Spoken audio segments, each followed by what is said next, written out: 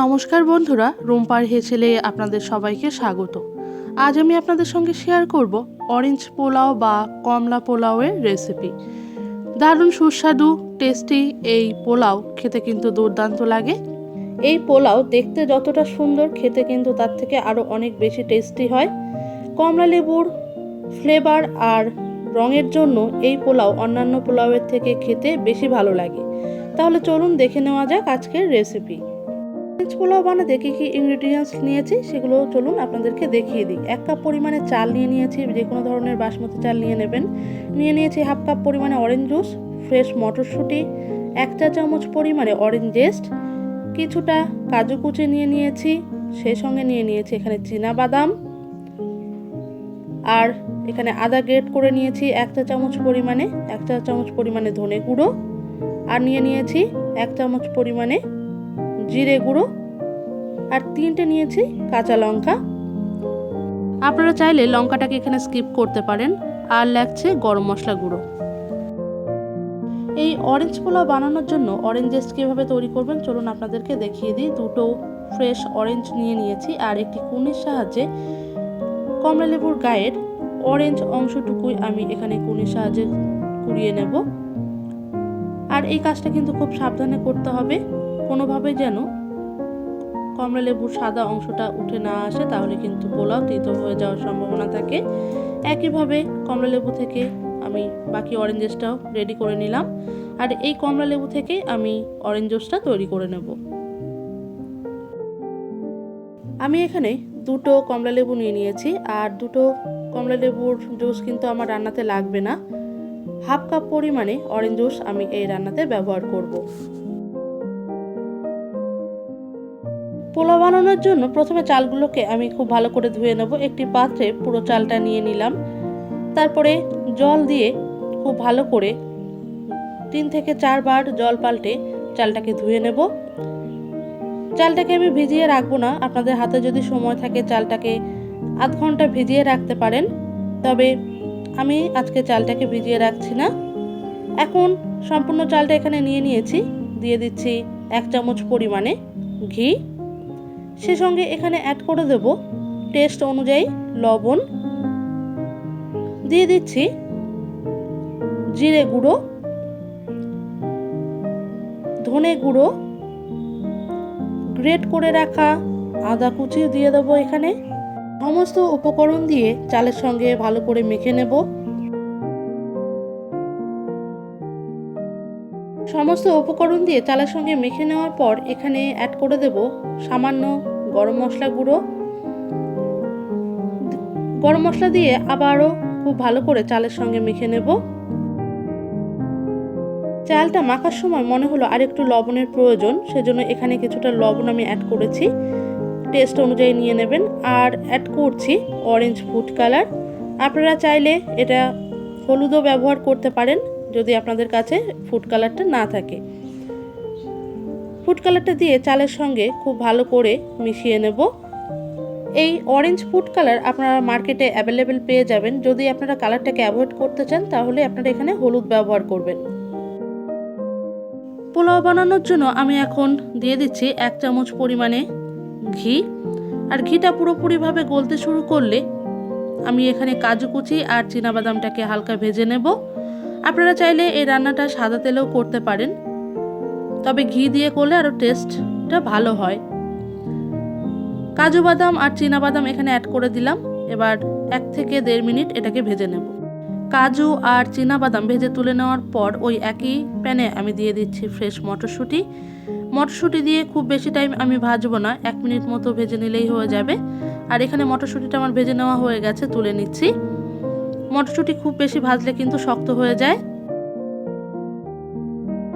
সমস্ত মটরশুঁটি ভেজে তুলে নেওয়ার পর ওই একই পাত্রে আমি দিয়ে দিচ্ছি সাদা তেল। 2 টেবিল স্পুন পরিমাণে সাদা তেল অ্যাড করলাম।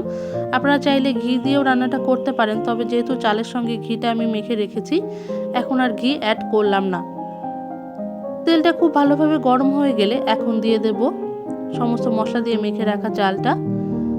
চাল দিয়ে 2 থেকে 3 মিনিট পর্যন্ত চালটাকে খুব ভালো করে ভেজে নেব। চালের সঙ্গে সমস্ত মশলা আমি আগেই মাখিয়ে রেখেছি, আর এ সময় কোনো আলাদা করে মশলা আমি এখানে অ্যাড করব না। মিডিয়াম টু লো ফ্লেমে এখানে চালটাকে 3 মিনিট মতো ভেজে নেব। আর পোলাও ঝরঝরে বানানোর জন্য চালটাকে কিন্তু খুব ভালো করে ভেজে নেওয়াটা দরকার। চালটা আমার ভেজে নেওয়া হয়ে গেছে, কালারটাও অনেকটা চেঞ্জ হয়ে গেছে। এখানে অ্যাড করে দিচ্ছি জল। 1 কাপ চালের জন্য লেবুর রস আর জল মিলিয়ে আমি টোটাল 2 কাপ জল এখানে ব্যবহার করব। 1.5 কাপ পরিমাণে জল আমি অ্যাড করলাম। খুব ভালোভাবে মিশিয়ে নেওয়ার পর এখানে 1/2 কাপ পরিমাণে যে অরেঞ্জ জুসটা আমি বের করে নিয়েছিলাম সেটা এখানে আমি অ্যাড করে দিলাম। এখানে আমি ফ্রেশ অরেঞ্জ জুসটা ইউজ করলাম। অরেঞ্জ জুস দিয়ে খুব ভালো করে আবার মিশিয়ে নেব। পোলাওটাকে এখানে আমি হাই ফ্লেমে 2 মিনিট রান্না করে নিয়েছি। এখন খুব ভালো করে আবারও মিশিয়ে নিচ্ছি আর অ্যাড করে দিচ্ছি একটা কাঁচা লঙ্কা জাস্ট ফ্লেভারের জন্য। আর এখানে অ্যাড করে দেব অরেঞ্জ জেস্ট। এই অরেঞ্জ পোলাওয়ে অরেঞ্জ জেস্ট দেওয়ার কারণে কিন্তু পোলাওয়ের স্বাদ আর ফ্লেভারটা কিন্তু খুব ভালো হয়। এখানে অ্যাড করে দিচ্ছি 2 টেবিল চামচ পরিমাণে চিনি। আপনারা আপনাদের স্বাদ মতো চিনিটাকে এখানে অ্যাড করবেন। অরেঞ্জ জেস্টটাকে খুব ভালোভাবে মিশিয়ে নিয়ে আবার ঢাকা দিয়ে পোলাওটাকে রান্না করে নেব। এখানে পোলাওটা কিন্তু রেডি হয়ে গেছে। 10 মিনিট লো ফ্লেমে আমি পোলাওটাকে রান্না করে নিয়েছি। এখন হালকা হাতে একটু মিশিয়ে নিচ্ছি আর এখানে অ্যাড করে দেব ভেজে রাখা ফ্রেশ মটরশুঁটি। মটরশুঁটি দিয়ে হালকা হাতে খুব ভালো করে মিশিয়ে নেব।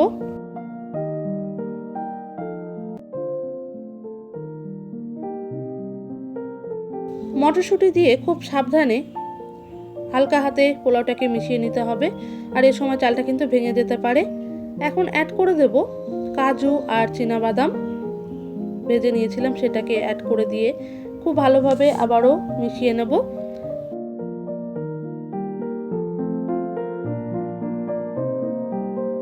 সমস্ত উপকরণ খুব ভালোভাবে মিশিয়ে নেওয়ার পরে এখানে 3 থেকে 4 মিনিট আমি স্ট্যান্ডিং টাইমে ঢাকা দিয়ে রেখে দেব।